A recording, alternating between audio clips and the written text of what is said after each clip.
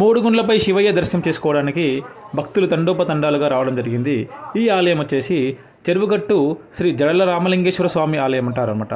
ఇది వచ్చేసి తెలంగాణ రాష్ట్రం నల్గొండ జిల్లాలో యొక్క క్షేత్రం అయితే ఉంది. ఈ యొక్క ఆలయం పూర్తిగా చూడాలంటే వీడియో కూడా పూర్తిగా చూడాల్సిందే. చూసి ఆలయంలో ఎక్కడెక్కడ ఏమున్నాయో మంచిగా తెలుసుకోవచ్చు. సో మనం ఇప్పుడు పూర్తిగా వీడియోలోకి అయితే వెళ్దాము.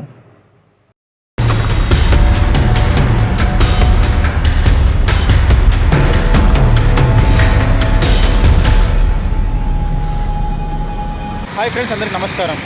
ఈరోజు మనము హైదరాబాద్ నుంచి చెరువుగట్టుకి అయితే బయలుదేరుతున్నాం అనమాట. సో శ్రీ జడల రామలింగేశ్వర స్వామి ఆలయానికి అయితే మనం వెళ్తున్నాము. సో ఇప్పుడు మనం వచ్చేసి విజయవాడ హైవే మీద అయితే ఉన్నామన్నమాట. చూస్తున్నారు కదా, ఇది విజయవాడ హైవే. ఎల్బీ నగర్ నుంచి అయితే క్రాస్ అయితే అయినామన్నమాట. ఇక్కడ నుంచి మనము నేరుగా ఇంకా హైదరాబాద్ దాటలేదు, విజయవాడ హైవే మీదుగా మనము చెరువుగట్టు రామలింగేశ్వర స్వామి ఆలయానికి అయితే ఇప్పుడైతే బయలుదేరుతున్నాము. మనము ఇంకా 2 గంటల్లో అయితే అక్కడ మనము చేరుకుంటాం అనమాట. సో ఫ్రెండ్స్, మన అప్పటికైతే మనము డ్రైవింగ్ చేయాలి కాబట్టి ఇక ఇప్పుడు మనం డ్రైవింగ్ మోడ్లోకి వెళ్ళిపోదాం. ఇక్కడైతే లొకేషన్ అయితే బాగుంది, అందుకే ఇక్కడ ఆపుకొని మనము వీడియో అయితే చేయడం జరుగుతుంది అనమాట. సో మీరు చూస్తున్నారు కదా, మన బైక్ అయితే అక్కడ లైట్ వెలుగుతుంది. అది మన బైక్ అనమాట, డిస్కవర్ 125. అది మైలేజ్ కూడా బాగా వస్తుంది, పికప్ కూడా బాగుంటుంది. సో దాని మీద ఇప్పుడు 2 అవర్స్లో మనము చెరువుగట్టు రామలింగేశ్వర స్వామి ఆలయానికి అయితే వెళ్ళిపోవచ్చు అనమాట. సో ఫ్రెండ్స్, మరి ముందుకైతే వెళ్దామా. ఇప్పుడు మీరు చూస్తున్నట్టయితే ఇది వచ్చేసి సాగర్ రింగ్ రోడ్ నుంచి మనకి నేరుగా ఎల్బీ నగర్ అవతలకి అయితే ఈ యొక్క రోడ్ అయితే విజయవాడ రోడ్ కనెక్ట్ అయితే ఉంటుంది అన్నమాట. మనం ఎంత బాగుందో ఈ యొక్క రోడ్డు. షార్ట్కట్లో మనకి సంతోష్ నగర్ నుంచి వయా ఈ యొక్క రోడ్డు మనకు టచ్ అవుతుంది. సాగర్ రింగ్ రోడ్ నుంచి ఈ యొక్క రోడ్ అయితే చాలా అద్భుతంగా ఉందన్నమాట. ఇది చూస్తున్నట్టయితే ఇప్పుడు మనం ఒక గుహలోకి వెళ్ళినట్టుగా మనకి ఇక్కడ లో బ్రిడ్జ్ అయితే వేసారనమాట. అండర్ గ్రౌండ్ బ్రిడ్జ్ చూడండి ఎంత బాగుందో.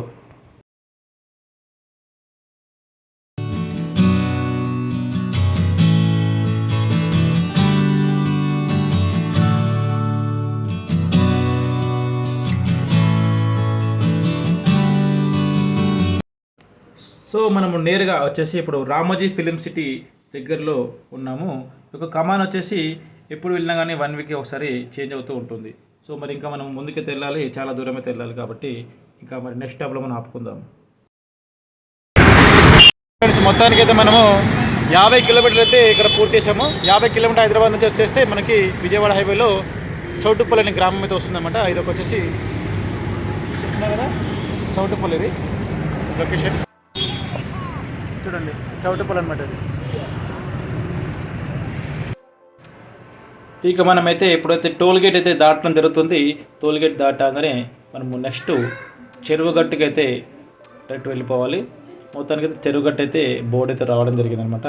చూస్తున్నారు కదా, చెరువుగట్టు అనే బోర్డు అనిపించింది. తర్వాత కమాన్లోకి అయితే ఎంట్రీ అవుతున్నాము. ఇక్కడ నుంచి మనము చాలా జాగ్రత్తగా అయితే చూసుకోవాలన్నమాట.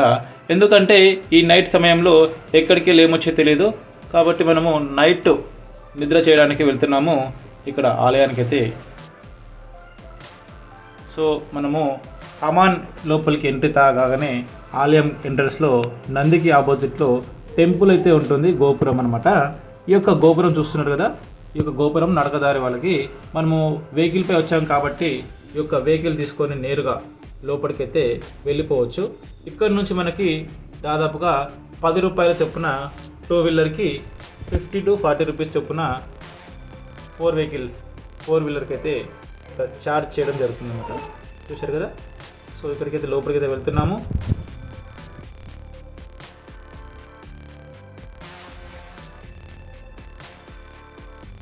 మనకు వచ్చేసి ఎంట్రన్స్లోనే మనకు మహాదేవుడు అయితే పెద్ద విగ్రహం అయితే కనిపిస్తుంది. సో ఇక్కడ నుంచి ఇక్కడ పడుకోవడానికి ఇక్కడ మనకి అనేక సదుపాయాలు, స్వెటర్లు ఇక్కడ వేయడం అయితే జరిగిందన్నమాట. సో మనము పార్కింగ్ ప్లేస్కి అయితే కొండపైకి చేరుకున్నాము. ఇక్కడ నుంచి మనము కొండ మీదకి వెళ్ళాలి. అదేవిధంగా మనము పైకి వెళ్ళే దారిలో మనకి ఇక్కడ అన్ని సౌకర్యాలు అయితే ఇక్కడ ఉన్నాయన్నమాట. వాష్రూమ్సే కానీ ఫస్ట్ మనకు గుర్తు వచ్చేసి ఏంటంటే ఫ్రెషప్ కావడానికి వాష్రూమ్స్. సో ఇక్కడ మనం చూస్తున్నాం కదా, అవి వచ్చేసి వాష్రూమ్స్. ఇది కొండపైకి దారి అనమాట. అక్కడ పైన కనిపిస్తుంది కదా, అది గోపురం 3 గుళ్ళ పైన అనమాట. సో ఇక్కడ వచ్చేసి ఎల్లో కలర్ కనిపిస్తుంది, అది కళ్యాణ మండపం లాంటిది అనమాట. అక్కడ వివిధ రకాల కథలు అంటే పూజలు అయితే నిర్వహిస్తుంటారు. మరియు ఇప్పుడైతే నిద్ర అయితే చేస్తున్నారన్నమాట అక్కడ చాలామంది. సో మనమైతే లోపలికి వెళ్దాం. ప్రసాద కౌంటరు మరియు ఎదురుగా కనిపించేదే అక్కడ మనుషులకి ఏమైనా దుష్టశక్తి అవి ఉంటే ఇక్కడ చెప్పులతో వాళ్ళకి పూజలు చేసి ఒక దుష్ట శక్తి అయితే తొలగొడుతుందన్నమాట. సో అది ప్రతి అమావాస్య నాడు మాత్రం వస్తే మీకు దర్శనం అయితే ఇస్తుంది. సో మనమైతే ఇప్పుడు ఈ యొక్క ఆలయ చరిత్రలోకి అయితే వెళ్దాము. మేమైతే నైట్ రాగానే నిద్ర అయితే చేసినాము. తర్వాత పొద్దున్నే లేచి ఒక దర్శనానికి అయితే బయలుదేరుతున్నాం అనమాట. మేము 6 గంటల సమయంలో ఈ యొక్క ఆలయంలో అయితే మనము దర్శనానికి అయితే వెళ్ళవడ్డాము. ఈ యొక్క ఆలయ చరిత్ర వచ్చేసి మనకు షార్ట్కట్లో చెప్తాను. ఈ యొక్క ఆలయ చరిత్ర వచ్చేసి పరశురామ ప్రభు అంటే తెలుసుగా, అందరికి చాలామంది తెలుసు. ఆయనకి ఈ యొక్క పాప ప్రతిష్ఠ కోసము ఈ యొక్క నల్గొండ జిల్లాలో 108వ శివలింగాన్ని అయితే ఇక్కడ ప్రతిష్ఠించడం జరిగిందనమాట. అది ఎలా అనేది తెలుసుకుందామా? సో మనము వీడియోలోకి మరియు ఈ యొక్క స్టోరీలోకి వెళ్ళే ముందు ఒకసారి మనమైతే చిన్నగా లైక్ అయితే వేసుకుందాము. మరియు వీడియో నచ్చిందా లేదా అని ఒక కామెంట్ అయితే చేసుకోవచ్చు అనమాట. సో నేను మాట్లాడేది మీకు అర్థమవుతుందా లేదా అనేది కూడా నేను చెప్తున్నాను. ఈ ఆలయం వచ్చేసి శ్రీ జడల రామలింగేశ్వర స్వామి ఆలయం అనమాట. ఇది త్రేతాయుగంలో పరశురాముడు స్థాపించిన శివలింగం అని చెప్పుకుంటారు. ఇక్కడ ఈ లింగము పశ్చిమ దిశకి ముఖంగా ఉంటుంది. ఇది చాలా అరుదైన శివక్షేత్రాలలో ఇది ఒక శైవక్షేత్రం అని కూడా మనము చెప్పుకోవచ్చు. అయితే శివలింగంపై పరశురాముడు పరశు చిహ్నం కూడా ఒకటి ఇప్పటికీ కనిపిస్తూ ఉంటుంది. అదేంటిదో మీరు శివలింగ దర్శనం చేసుకుంటే సర్వదర్శనంలో మీకు పరశురాముడు తన దగ్గర గొడ్డలతో ఇట్లా కొట్టిన మరకలు అయితే కనిపిస్తాయి అన్నమాట. ఎందుకంటే ఎంత తపస్సు చేసినా పరశురాముడు శివుడు ప్రత్యక్షం కాకపోవడంతో పరశురాముకి కోపం వచ్చి అతని దగ్గర ఉన్న పరశు అంటే గొడ్డలితో శివలింగంపై కొట్టాడనమాట. సో ఈ విధంగా కొట్టడం వల్ల ఆ యొక్క శివలింగంపై ఇప్పటికీ ఇట్లా ఏమంటారు అవి జడలుగా ఉంటాయి అన్నమాట. అవి మీరు ఒక ఆలయంలో వెళ్ళినప్పుడైతే గమనించవచ్చు. ఇంకా మీరు తెలుసుకున్నట్టయితే ఈ ఆలయంలో హనుమాన్ ఆలయం కూడా మాతా ఆలయం కూడా ఉంటుంది అన్నమాట. పరశురాముని లింగం కూడా మనం ఇక్కడ దర్శించుకోవచ్చు. అయితే ఇక్కడ మీరు స్టార్టింగ్లో చూసుకున్నట్టయితే 3 గుళ్ళ దర్శనం కూడా ఉంటుంది. చాలా అద్భుతంగా ఉంటుంది అన్నమాట. అది ఇప్పుడు మనము కొండపైన 3 గుళ్ళ పైన అయితే ఉన్నాము. ఇక్కడ నుంచి చూస్తే మాత్రమైతే ఇక్కడ చూస్తున్నారు కదా ఎంత దూరంలో ఉందన్నమాట. ఈ యొక్క వ్యూ చూస్తే చాలా అద్భుతంగా అనిపిస్తుంది నాకైతే. చాలామందికి ఈ యొక్క ఆలయానికి రావడం వెనుక అసలు కారణం ఏంటనేది ఇప్పుడు తెలుసుకుందాము. అయితే ఈ యొక్క చెరువుగట్టు ఆలయ దర్శనం వల్ల మనకు కలిగే ప్రయోజనాలు చాలా ఉన్నాయన్నమాట. అదేవిధంగా ఈ యొక్క చెరువుగట్టులో ప్రతి అమావాస్య నాడు కూడా లక్షల్లో పబ్లిక్ అయితే వస్తారు. కాకపోతే మనం కౌంట్ చేయలేం కాబట్టి ఎంత పబ్లిక్ ఉంటారంటే కాళ్ళు పెట్టడానికి కూడా జాగా ఉండదు అనమాట. అంత పబ్లిక్ అయితే అమావాస్యలో వస్తుంటారు. సో ఈ యొక్క ఆలయానికి రావడం వల్ల కుటుంబంలో ఉన్న సమస్యలు కానీ ఏవైనా సరే పరిష్కారం అవుతాయి. మరియు పిల్లలకైతే విద్యలో అభివృద్ధి ఉంటుంది. మరియు ధమాకైతే పెరుగుతుందన్నమాట. పెళ్ళి కాని వారికి కూడా ఈ యొక్క ఆలయానికి వస్తే ఖచ్చితంగా 3 లేదా 5 అమావాస్యలు వస్తే ఖచ్చితంగా ఈ యొక్క పెళ్ళి కాని అబ్బాయిలు కానీ అమ్మాయిలు కానీ ఈ యొక్క ఆలయంలో వివాహం అయితే జరుగుతుంటుంది. అంటే ఆలయంలో కాదు, ఈ యొక్క ఆలయానికి విజిట్ చేసిన వారికి అనమాట. సో ఈ యొక్క ఆలయానికి రావడం వల్ల చాలా విధాలుగా బెనిఫిట్స్ అయితే ఉన్నాయి. ఉద్యోగము, వ్యాపారము, ఆరోగ్యము, పెళ్ళి ఇంకా అవన్నీ కావాలి.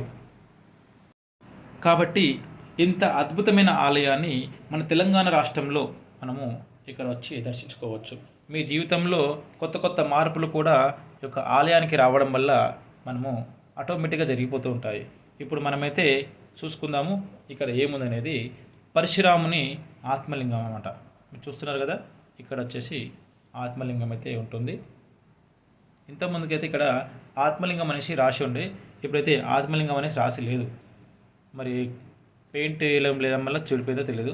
సో ఇక్కడైతే చిన్న శివలింగం ఉంటుందంట. ఇది వచ్చేసి గర్భగుడికి ఎడం పక్కన అయితే ఉంటుందన్నమాట. మన కుడి పక్కన దర్శనం లైన్ ఉంటుంది, ఇది మనకి ఎడం పక్క నుంచి కనిపిస్తూ ఉంటుందన్నమాట ఈ యొక్క లింగం.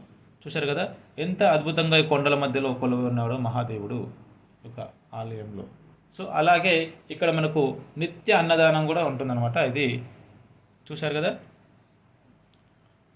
ఇక్కడ వచ్చేసి పరశురామలింగం అనమాట. చూశారు కదా, పరశురామలింగం అనేసి అంటారు.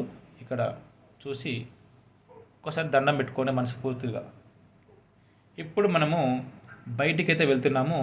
యొక్క 3 గుండ్ల దర్శనం 10 రూపాయల టికెట్ యొక్క కొండపైకి వెళ్ళడానికి చిన్నపిల్లలతో సహా ఎలాంటి భయం లేకుండా వెళ్తారు. కానీ నాకైతే ఈ యొక్క 3 గుండ్లపై ఎక్కడానికి అయితే చాలా భయం అయితే అనిపించింది. ఎందుకు అంటే ఈ యొక్క 3 గుండ్లపై వెళ్ళేటప్పుడు ఈ యొక్క రాడ్లు ఉంటాయి కదా, అవి చాలా మటుకైతే జంగు అయితే ఉన్నాయన్నమాట. అవి ఎప్పుడు ఇరిగిపోతాయా అన్న భయంతో ఉండే.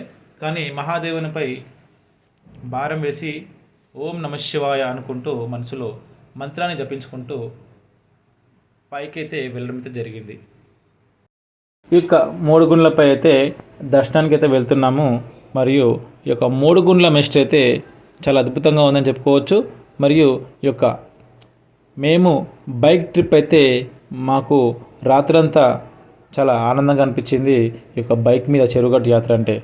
సో ఇది పరశురాముడు ప్రతిష్ఠించిన శివలింగం అని కూడా మనము చెప్పుకోవచ్చు. మీకు ముందే తెలియజేశాను.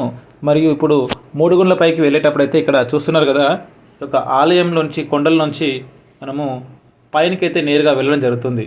మీకు చూస్తుంటే ఎంత అద్భుతంగా ఉంటుందంటే ఎంత అద్భుతంగా ఉంటుంది. కాకపోతే కొంచెం జాగ్రత్తగా ప్రయాణం చేయాలి. పిల్లలకైతే జాగ్రత్తగా కాపాడుకోవాలన్నమాట. ఎందుకంటే కొంచెం మిస్ అయినా కానీ కింద పడిపోయే అవకాశాలు ఉంటాయి. అదేవిధంగా ఈ రాడ్లను కూడా నమ్ముకోవద్దు.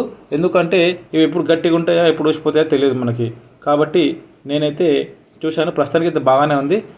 ఎందుకంటే వర్షం పడ్డప్పుడే కానీ ఇనుము కదా, ఎప్పుడైనా జంగు పట్టవచ్చు అనమాట, ఎప్పుడైనా లూజ్ కావచ్చు. కాబట్టి మనం జాగ్రత్తగా చూసుకుంటూ వెళ్ళాలి. ఎందుకు వాళ్ళు కూడా పట్టించుకుంటారు. కాకపోతే సామాన్యంగా అయితే మనము మన చేతిలో ఉండదు కదా మన భవిష్యత్తు. కాబట్టి జాగ్రత్తగా మనము ఓం నమ శివాయ అని శివనామం జపించుకుంటూ మనం యొక్క శివలింగానికి 3 గుండ్లపై ఉన్న దర్శనం చేసుకోవడానికి వెళ్ళొచ్చు. సో ఇక్కడైతే కొన్ని స్టెప్స్ అయితే ఉన్నాయి. మళ్ళీ పైకి వెళ్ళగానే స్టెప్స్ ఉన్నాయి అన్నమాట. సో రాడ్లు ఉంటాయి, ఆ రాడ్లతో మెట్లు ఏర్పాటు చేశారు, అవి ఎక్కాలి. చూశారు కదా ఎంత లోపల నుంచి అయితే పైకి రావడం జరుగుతుందో. పైనకి చిన్నపిల్లలు సైతం పైనకైతే ఎక్కడం జరుగుతుంది. సో మనం ఇప్పుడు చరిత్రలోకి వెళ్ళినట్టయితే ఈ ఆలయము పరశురాముడు స్వయంగా ప్రతిష్ఠించిన దేవాలయంగా చెబుతారు. పరశురాముడు తపస్సు చేసిన తన పరశువుతో అంటే గొడ్డలతో శివలింగాన్ని కొట్టి ప్రతిష్ఠించాడనేసి స్థానిక పురాణాలైతే ఇక్కడ తెలుపుతున్నాయి. మరియు అందుకే ఈ యొక్క శివలింగంపై పరశు ఆయుధం యొక్క గుర్తులు కనిపిస్తాయి. మీరు చాలా జాగ్రత్తగా దర్శనానికి వెళ్ళినప్పుడు గమనించండి, మీకు తెలుస్తుంది. సో ఈ యొక్క ఆలయంలోని శివలింగం పశ్చిమ దిశ వైపు నిలిచి ఉంటుందన్నమాట.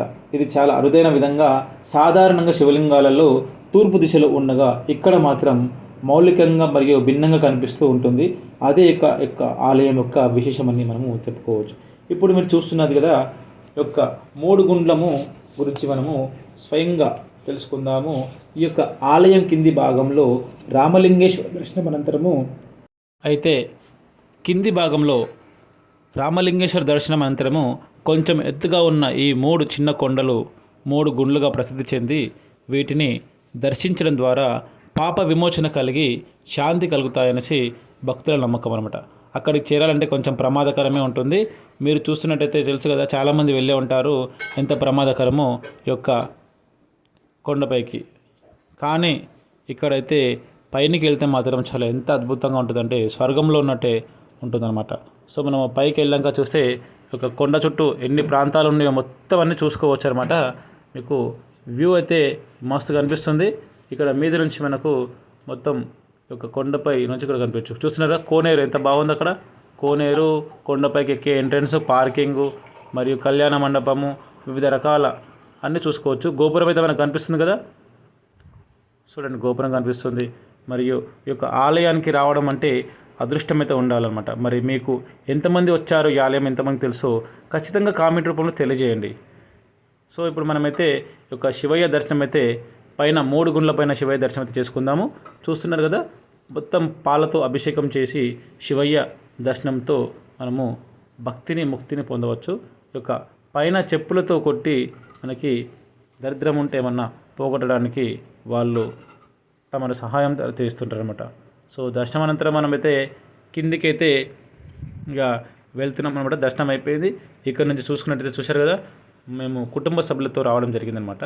సో ఇక్కడ చూస్తున్నారు కదా వీళ్ళు, ఇక్కడ నుంచి దర్శనం అయితే అయిపోయింది. ఇప్పుడు మనం కిందికైతే వెళ్దాము. కిందికి వెళ్తే ఎంత భయంకరంగా ఉంటుందంటే ఆ స్టెప్స్ చూస్తుంటేనే మాత్రం అయితే చాలా అద్భుతంగా ఉన్నాయి. కాకపోతే ఎప్పుడు కింద పడిపోతాయా అన్నట్టున్నాయి, కానీ గట్టిగానే ఉన్నాయి. సో కానీ నమ్ముకోవద్దు. కాబట్టి మనం ఇక్కడ వెళ్ళినప్పుడైతే దేవుడి పైన భారం వేసేసి మన యాత్రని కొనసాగించాలి. చూశారు కదా ఎంత పైనకున్నాయో.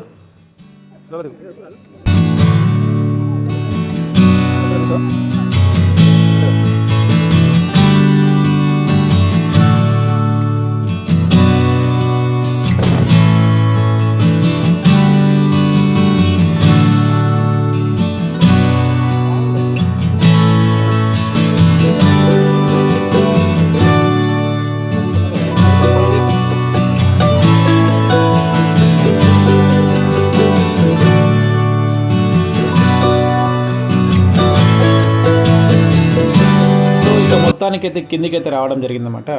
సో ఇక్కడ జడల రామలింగేశ్వర స్వామి దర్శనం మరియు మూడుగుళ్ళ పైన ఉన్న శివలింగ దర్శనం అయితే కంప్లీట్ చేసుకొని కిందికైతే వచ్చినాము. సో ఇక్కడ కిందికి రాగానే మనం ఇక్కడ చూసుకున్నట్టయితే పబ్లిక్ అయితే మార్నింగ్ కదా మన దర్శనం అయింది, ఎవరైతే లేరనమాట. సో మనము బయటకు వచ్చేసాము. కొండ కిందికి దిగేటప్పుడు ఇక్కడ మనకు బిల్వపత్ర చెట్టు అయితే దొరికింది. ఇక ఆకులతో శివునికి అయితే ఏమంటారు పూజ అయితే చేయడం జరుగుతుందన్నమాట. సో ఈ ఆకులు 3 ఆకులు ఉంటాయన్నమాట. ఒక బిల్వ దళాలను శివునికి అయితే ఎక్కిస్తడం జరుగుతుంది. ఈ యొక్క ఆకులు శివునికి ప్రీతికరం అనమాట. సో ఇక్కడ వచ్చేసి మనము కొండకి దిగేటప్పుడు ఈ యొక్క మహాదేవుని విగ్రహం అయితే ఇక్కడ మనకి దర్శించుతుంది అనమాట. సో ఇక్కడ మనము ఒక మహాదేవుని దర్శించుకొని ఇక నేరుగా ఇంటికైతే బయలుదేరుతాము. సో వీడియో ఎలా ఉందో నచ్చితే ఖచ్చితంగా కామెంట్ చేసి సపోర్ట్ చేసి సబ్స్క్రైబ్ చేయండి, లేదంటే అన్లైక్ చేయండి, సబ్స్క్రైబ్ని డిలీట్ చేసేయండి. సో వీడియో ఎలా ఉందో అయితే చెప్పండి. మన వీడియో బాగుందా బాగలేదా అనేది కూడా నాకు తెలియాలి కదా. సో ఇప్పుడిప్పుడే మనం వీడియోలో తెలియజేరుతుందన్నమాట. So thank you for watching.